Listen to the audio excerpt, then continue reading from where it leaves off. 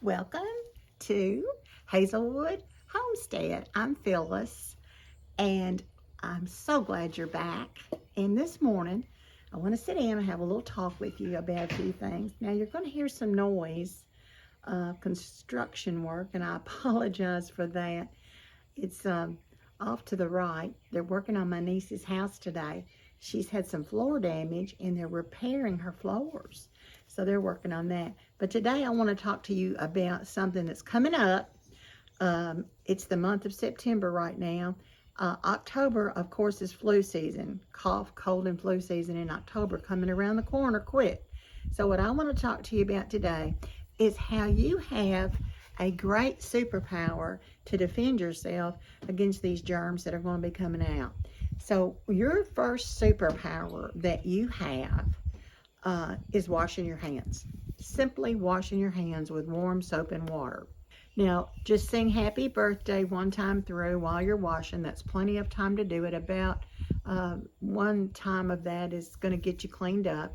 Rinse it off, dry your hands.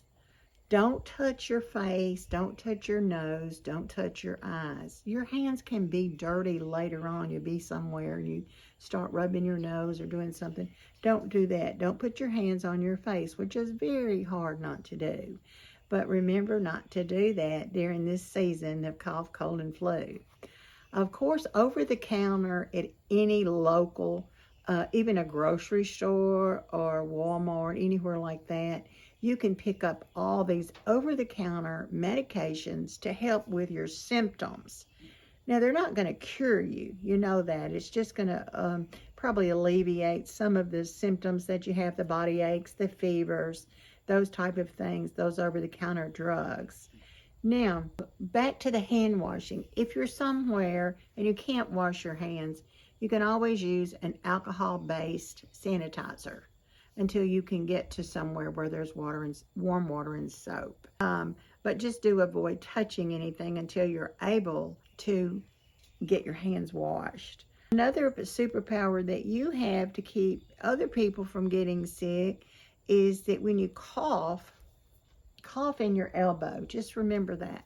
I'm going to cough in my elbow. If I feel like I've really got a cough, just cough in your elbow. That will keep it from spreading 2 to 3 feet when you cough. All those airborne particles won't be going everywhere. So just cough in your elbow when you've got to have that cough, and it never fails. I'll be at a funeral or I'll be at church, and I will just get this dry tickle in my throat, and I'm like, oh my gosh, I've got to cough. One time I had to get up and leave because I was just so dry. I had to walk out of the funeral. But do just cough into your elbow. And another thing that you can do at home, let's talk about how we can do things at home.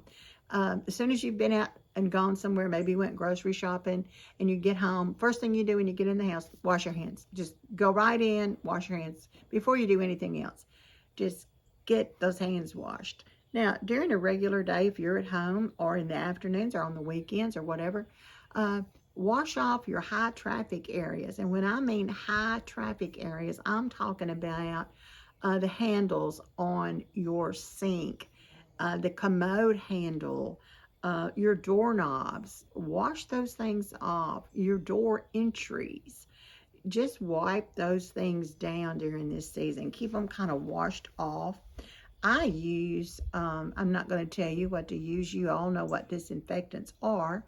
I use a bleach spray that I make myself, and it's 1 cup of bleach to 4 cups of water. And I mix that up and put it in a spray bottle. I bleach my surfaces with that. I just like to use that, and I'm not saying that you have to use it. That's just my preference. You guys do what you like to do. There's all kind of things out there on the market to disinfect with. So use a disinfectant spray on these high traffic areas where everybody's touching things like these knobs. So, and be careful when you're out in public and you see, oh, the bathroom doorknob. A lot of times if I have a sweater on, I'll grab the sweater and turn the knob with my sweater. That's just something I've always done. I don't know why. It's just a habit of mine. But you can disinfect those knobs in your own home and make your home a little safer. Another area I'd like to tell you about is your light switches. Sometimes we forget about those light switches. Just wipe them down.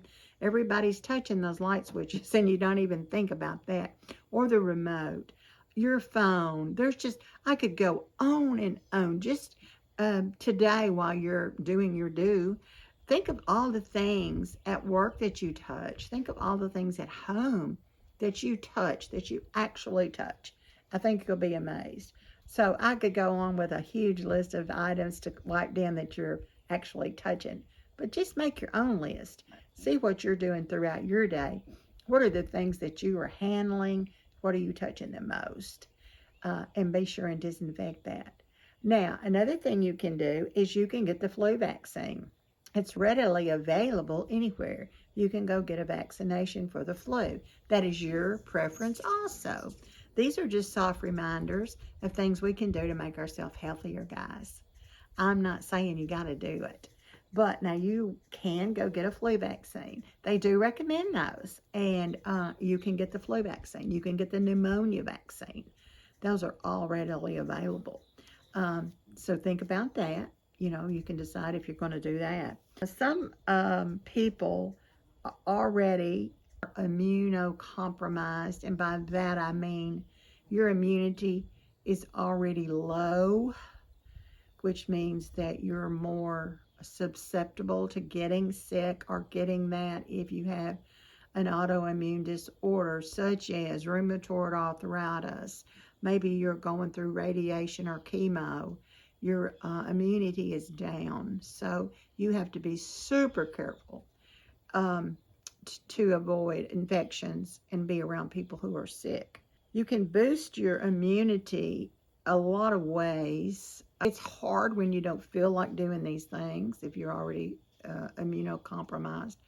A lot of things are on the list, and I'll go over those with you to boost your immunity. One immune booster, of course, would be exercise. And that's kind of a hard thing to do sometimes and fit that in into your schedule. You can take vitamins, vitamin C, vitamin D. Those are good immune boosters. One other important thing for you to do is get at least 7 to 9 hours of sleep. Do you hear my hummingbirds? They are having a fit. They're so distracting me, I can't keep my mind on what I'm doing. Get 7 to 9 hours of sleep each night. I know that's difficult if you're a new mom and you got a baby. That's a little bit hard. I get that. I've been there, done that. But if you can, get your sleep, get your rest. That's very crucial to how you feel the next day and how it does boost your immunity. Another way we can do this is to stay hydrated. Unless you are on a fluid restriction for any reason, such maybe you're on dialysis and you cannot have a huge intake of fluid. If you have no restrictions, get your hydration. And that doesn't mean alcohol, guys. Hydrate yourself with fluids, juices, water, things that you enjoy drinking and that you don't have a contraindication for it. I would say if you could possibly do this, it would be great to boost your immunity. Would be stress reduction. Reduce all of your stress. Now, do I think it's healthy to reduce all your stress? No. I think you need a little stress in your life to keep you going. If we didn't have some fragment of stress in our life, we wouldn't make it, I don't think. We do have to have some stress. I really believe that. But an abundance of stress is not good. We need to cut our stress levels way down. If you're in a pressure cooker at work, that's not good. If you're in a pressure cooker at home, that's not good either. So do reduce your stress levels. Now, you have to really work on, or I have to really work on reducing my stress. If I'm stressed, usually I don't even know it, and then I think, oh, that is really stressing me out. I think I'm going to try to find a way to go around that next time. That really stressed me out. I'm not going to do that again. So watch what stresses you, and write these things down if they're really stressing you, and see if there's any way you could take another route or avoid that stress. You can get on the internet and you can learn some relaxation techniques that might be helpful. Meditation, take a warm bath. It's been too hot in Tennessee to take a warm bath. We've had a lot of hot weather down here, but you can do a lot of things to relax. For me, my relaxation, anytime I'm outdoors and I can see the trees and hear the birds, that's a huge relaxation for me. And I enjoy that so much, and that's why I'm out on my porch today, and I'm so glad that you're here with me out on the porch. I want to say that when cold weather gets here, it seems like we seem to get more sick when the weather is cold. So my advice to you, when the weather gets cold, you could dress in layers, like put on an undershirt, put on a shirt, and then put on a coat. Maybe the weather changes, it gets warmer, then just take your coat off. Take your shirt off, and you've still got a shirt on. And remember, when you go back in the cold, to dress in layers.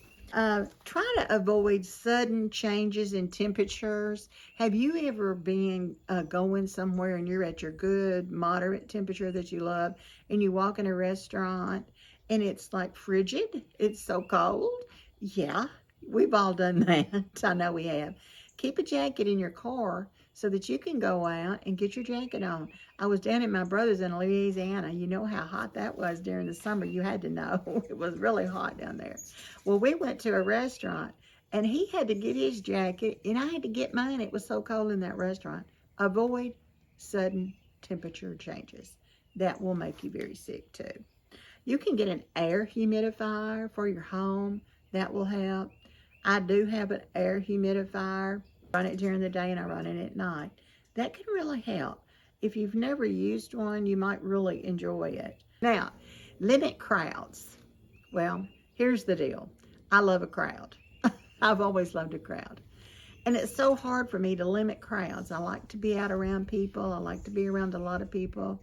At church, we go around and we have I don't know what it's called, but the preacher says, okay, shake your neighbor's hand. And we shake and we talk and we hug and we go all through the church. If you have an autoimmune disorder, that's not a good deal for you to do, to go around, unless you have a mask on, and I get that, or shake hands or things like that. But I love a crowd, but it says to avoid crowds, and that's hard for me, really hard for me. I like to go to the movies. I like to go to church. So I like to go shopping. There's always people in the grocery store. There's just no way to, I don't think, avoid crowds, but it says to avoid crowds or limit your crowds, limit crowds. Or, of course, you can wear a mask for protection. I worked as a nurse and had to wear a mask for the last 2 years that I worked. And that was a sore spot with me. It was a terrible deal to have to wear that mask every day at work when I was sweating already and I had the mask on. So a mask is, they say, one way to prevent the infection. Now, let's say let's kind of change gears here. Let's say you have a prolonged fever, you have shortness of breath, you can't breathe, you're having a little difficulty breathing. Those things are not anything that you can go to the pharmacy and pick up something over the counter. If you've got a prolonged fever, difficulty breathing, shortness of breath, those type of things, you need to get medical help. You do not need to wait at home and try to just fix that. That's what I call seriously ill. Go see a doctor, get on and get taken care of. Now, and of course, if you're sick and your symptoms get worse, let's say you start out with a little wheezing and you're not really that bad, and then you spike a fever and your fever won't go away, it's time to see a physician. It's time to get medical help. What I'm talking about today is just the run-of-the-mill stuff we're going to try to avoid. But when you get fully sick, I want you to understand I'm telling you to go to the doctor. Don't wait around. Really don't. And definitely if your symptoms are worse. I have a bad habit of saying, oh, tomorrow I'll be better. Oh, let me just wait. I'll be better. I've only been sick 3 days. Tomorrow I'll be on the well list. Well, you better go on to the doctor. And now I'm trying to tell myself to do that more. If you do get sick, there's Tylenol, there's Motrin, there's vitamin C. I would recommend that. Vitamin D. I take vitamin D every single day. There's a little box that has little packets in it. It's called IV something. You can mix that up in a bottle of water. IV hydration, I think is the name of it. I wish I had a box of it I could show you, but I don't have any with me right now. It's an IV mix-up that you put in a bottle of water and you drink that if you're not on a fluid restriction. It's very good to replace your electrolytes. Maybe if you've had a bout with diarrhea or something like that, you can replace your fluid loss. IV fluid, packets, sleep, rest. And another thing that we can do every day, not just when we're sick, but something we can do every day to prevent illness is to eat nutritious food, which means to make nutritious, healthy choices in our diet. Now, I would literally need a dietitian to come up here and speak to us about nutritious foods, but I want to give you a few things that you can eat that are really good for you. And I want to tell you a funny too. My brother David, that has the bees, he was here, I don't remember when, but he was at my house, and he and his wife were here, and I was making stuff like, I don't even remember everything that I was cooking, but one day he said, do you have any broccoli? I said, oh, no, but I can go get some. So I went and got him some broccoli. But he is very nutritious, and he rides his bike 36 miles a day, and he eats very nutritious. You've seen him. He's very thin. He is trying to stay healthy and keep healthy. So, for breakfast, he has a salad with salmon on top. I was at his house, and that's what he ate for breakfast because he's going to ride. He doesn't want a lot of heavy food on him if he's going to take a bike ride for 36 miles. So anyway, I'm going to give you some ideas of some healthy foods right here that I looked up that I'm going to try myself. Some of these you may not even like. Spinach. I love spinach. I love raw spinach. I love cooked spinach. I love spinach in a can. I love it any way I can get it. I've always loved it. Broccoli. Crazy about it. I ate it raw with dip. Oh, that is so fabulous. I love it cooked with cheese. I love broccoli. Brussels sprouts are my absolute favorite. I cook my Brussels sprouts in a little, can you hear those hummingbirds? In just a little bit of fat-free Italian dressing and a little water. That's how I cook my Brussels sprouts. Love them. Cauliflower, love it. Eat it raw, eat it cooked. I've got a video of the cauliflower and the cabbage. So good. The cauliflower and the broccoli together with some ranch dressing is delicious. Kale. Now, I've got the kale, I got the kale video that Alan had nothing to do with the kale quiche that I made. It was delicious. I ate every bite of it. Every morning, I had a piece of the kale quiche, and it was so good. I just enjoyed it so much. And Kurt, my neighbor, had given me all that kale that he grew, and it was delicious. So get you some kale. Swiss chard. Now, I can honestly say to you guys, I've never had a bite of that. I've never eaten it. I don't know anything about it. I don't know where to get it. I don't know what it looks like. So I'm going to do some research on that. Blueberries, lots and lots of vitamins. Strawberries, really good for us. Unless, I'll say on the strawberries, if you're diabetic, you need to watch kind of how many strawberries you eat. Fatty fish is really good for us, like salmon. Has a lot of vitamin D in it, so that's a good thing. Also, almonds. I love them. They make so many different kinds of almonds now. They're just delicious. Chia seeds, I try to do those every day myself. I love chia seeds. You don't even really taste them. They don't have a taste. They really do help your gut. Whole grains. Yes, whole grains are really good for you. I've got eggs on the list just because They give us that protein boost we need, especially if you've got a huge busy day. You need a little boost of some kind of protein. Now, this is my all-time favorite food that's coming up next: sweet potatoes. Vitamins A, C, and K. I could eat a sweet potato for every meal and never get tired of it. Love me some sweet potatoes. So let's do our nutritious food. Maybe you've got a lot more that we could put on the list. If you do, leave us a comment about something that you think would be very nutritious to help us, help the ones that are autoimmune compromised, and people that are diabetics. They might be able to eat it, and what we can eat to keep ourselves healthy during this winter season that's going to be approaching us sooner than we think. Now, if you've got any questions about anything today that I've said, my goal today is to just give a little soft talk about keeping yourself healthy by washing your hands, being careful in crowds, going to the store and getting Tylenol, Motrin, what you need.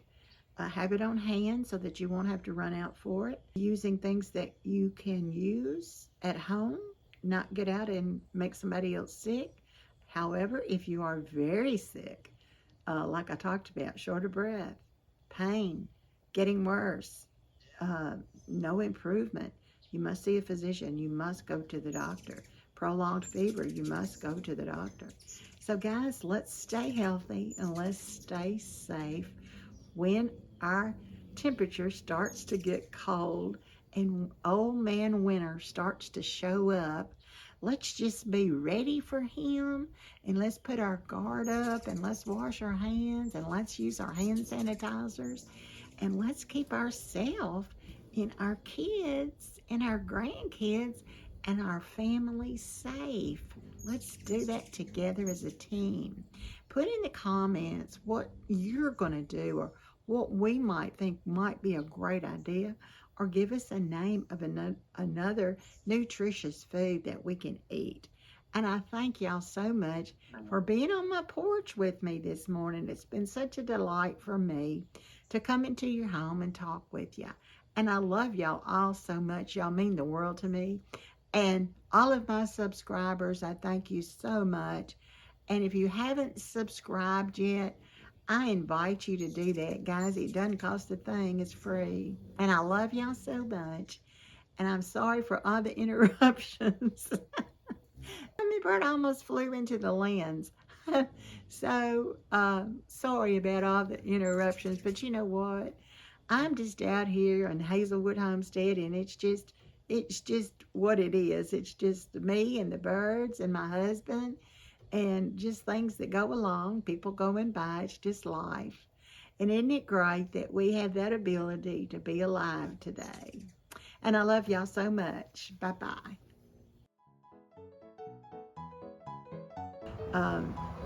Here comes a car now. We're just, well, hello! We just have people coming and going all the time, guys. You know, it's just how it is. If I waited till everything was peaceful and quiet out here, I'd never get a video done. Okay, hydration. So you need to try. Now we've got somebody coming up from the yard. Let's see who it is. I hear him walking on those dry grass and dry leaves. Hey, Alan. Say hey to everybody. Hello. He said hello, everybody. He's been out in the shop making tables today, so he had to come in, I'm sure, and get some drinks. He was getting hydrated. Now the saw's going. Can you hear the saw? You going back out? Are you painting? Oh, you're putting sealer on. Okay.